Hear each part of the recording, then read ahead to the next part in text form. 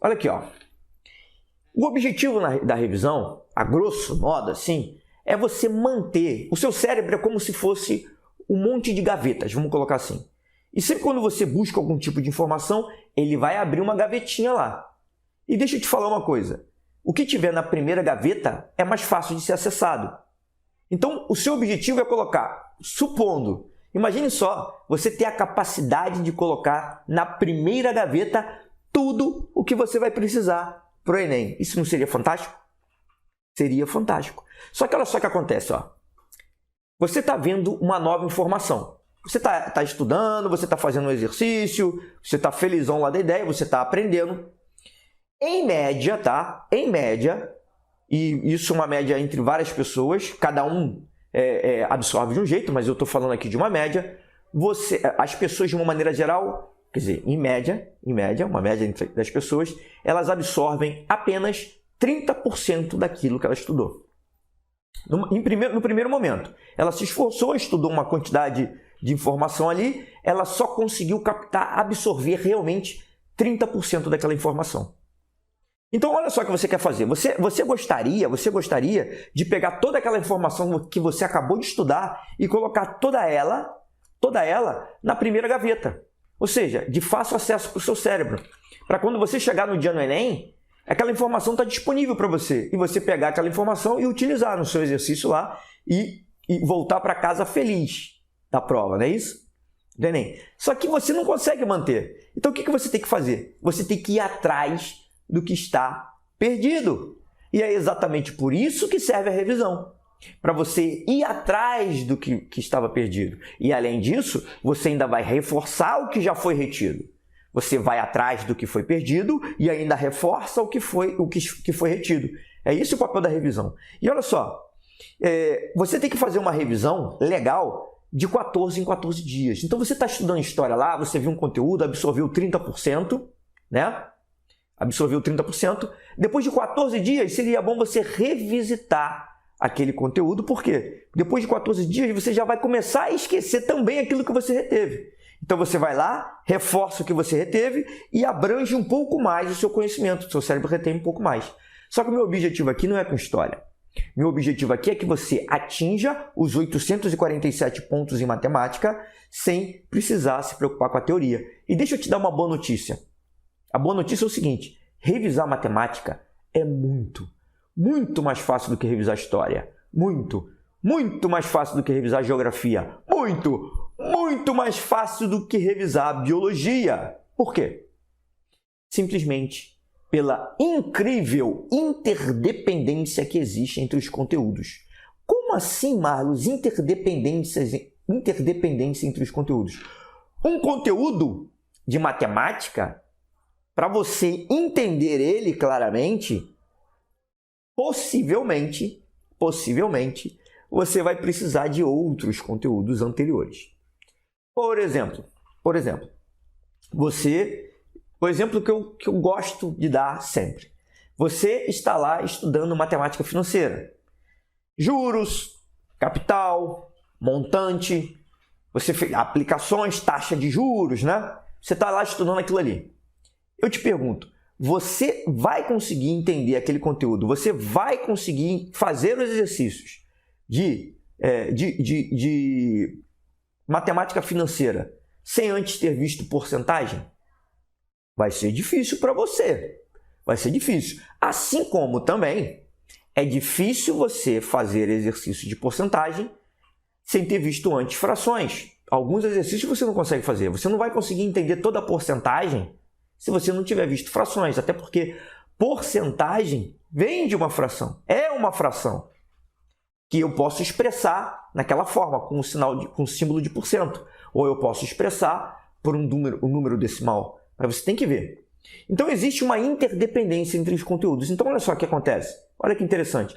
Quando você, naturalmente, sem se preocupar com a revisão, você vai avançando na matéria, você vai pegando conteúdos, você vai precisando, para entender conteúdos novos, você vai tendo que utilizar conteúdos anteriores. Conteúdos mais essenciais, conteúdos que já apareceram. E isso vai fazer com que você naturalmente revise. Que naturalmente você reforce aquilo ali. Agora, olha só, deixa eu dar um exemplo mais claro dessa interdependência e como você pode utilizar também essa interdependência para enxugar ainda mais o seu resumo, para tornar a sua lista de questões que você vai ter que revoltar para resumir, para revisar bem menor. Olha só, deixa eu colocar aqui para você uma questãozinha aqui, que eu separei também como exemplo, questão 170 de 2017. Vamos dar uma olhadinha nessa questão aqui, ó. Vamos direto para o comando da questão. O que está me dizendo o comando da questão? A mediana, que é o que ele está querendo, que é a mediana dessa taxa de desemprego no período de março de 2008 a abril de 2009 foi de... E aqui as alternativas, 8,1, 8,0, 7,9, 7,7, 7,6, tá? Então vamos lá, só para você entender. E aí eu já vi o comando da questão, o que eu faço? Qual o próximo passo para eu interpretar a questão com eficiência? Qual o próximo passo que eu dou para conseguir facilitar a minha vida, a interpretação? O próximo passo é associar esse comando da questão a um elemento que seja um gráfico, que seja uma tabela, que seja uma figura, que seja um esboço, que seja qualquer coisa ali, uma fórmula que eu consiga ver mais facilmente. E aqui eu vejo que tem um gráfico meio esquisito, que só tem um eixo, mas isso aqui é um gráfico. E nesse gráfico eu tenho uma série de valores. Mais uma vez, o meu objetivo aqui não é entrar no mérito de como eu resolvo essa questão, nem no mérito de como interpretar essa questão agora. Mas eu quero que você entenda o seguinte, como é que eu encontro a mediana? Mediana é uma medida de tendência central. Essa questão, se eu não me engano, eu já até fiz também em um dos meus vídeos, não tenho certeza. Depois o suporte pode colocar ali e confirmar ou não essa minha afirmação. Mas, de qualquer forma, o que eu quero dizer aqui é o seguinte, ó. Mediana é uma medida de tendência central, assim como a moda e a média. São medidas de tendência central de um conjunto de dados ali. E para você encontrar a mediana nada mais é do que o termo central desse conjunto de dados, tá? Ou a média entre os termos centrais. Ou ela é o termo central ou a média entre os termos centrais. E para você encontrar a mediana, você tem que colocar todos os valores que foram dados, ou seja, no caso os valores desse gráfico aqui, todos esses valores em ordem crescente, para que você encontre o que está no meio. Olha só que interessante, isso daí não é parecido com aquela questão que a gente viu lá de diâmetro? Sim, é muito parecido. Então, olha só, se eu não tivesse encontrado aquela questão, né, do diâmetro lá, onde eu tive que fazer as questões de diâmetro, onde eu tinha que fazer subtrações, se eu tivesse marcado uma questão só para revisar o conteúdo de números decimais, como é que eu coloco eles em ordem, essa questão aqui poderia substituir todas aquelas outras. Porque além dela trazer o conceito de mediana, ela volta lá atrás em aritmética. Lá atrás. E trata de números decimais também. Porque eu preciso colocar esses números decimais em ordem. Olha que interessante. Isso mostra a grande interdependência que existe entre os conteúdos de matemática. Ainda tem mais um detalhe nos conteúdos de matemática, que é esse detalhe que aparece nessa questão. Esse conteúdo de mediana, nesse caso, apareceu praticamente puro. Mas geralmente... ou geralmente não, mas muitas vezes, a maioria das vezes eu poderia dizer, as questões do Enem, elas trazem conteúdos misturados.